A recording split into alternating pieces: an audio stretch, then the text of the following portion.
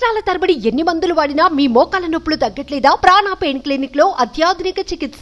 తల్లిదండ్రుల తర్వాత దైవం కంటే గురువుకే పెద్దపీట వేసిన సంస్కృతి మనది. చెయ్యెత్తి మొక్కేంత గురువులు ఎంతో మంది ఉన్నా వృత్తికి కళంకం తెచ్చేలా లైంగిక ఆకృత్యాలకు పాల్పడే కొద్దిమంది కీచకులు ఉన్నారు. దేశమును ప్రేమించుమన్నా, మంచి అన్నది పెంచుమన్నా, ఒట్టి మాటలు కట్టిపెట్టోయ్, గట్టి మేలు తలపెట్టవోయ్ అని నీతులు చెబుతూ తోటివారిపై వక్ర బుద్ధి చూపిస్తున్నారు కొందరు ఉపాధ్యాయులు. ఉత్తరప్రదేశ్లో జరిగిన ఓ ఘటన ఇందుకు నిదర్శనంగా నిలుస్తోంది.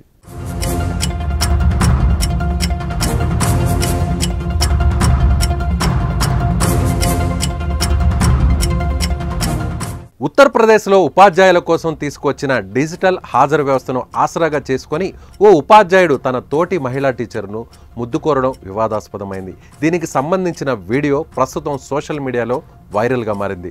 దీంతో డిజిటల్ అటెండెన్స్ వ్యవస్థను యూపీ ప్రభుత్వం నిలిపివేసింది. మహిళా టీచర్ అటెండెన్స్ మార్క్ చేయడానికి బదులుగా అతను ఆమెను ముద్దు అడగడం వీడియోలో కనిపిస్తోంది. ఇందులో ఉపాధ్యాయుడు తనకు చాలా సరదాగా ఉందని, తన షరతుకు అంగీకరిస్తే మహిళా టీచర్కి అంత సులువుగా మారుతుందని చెప్పడం వినొచ్చు. మహిళా టీచర్ డిజిటల్ హాజరును కూడా తానే చూసుకుంటానని చెప్పాడు.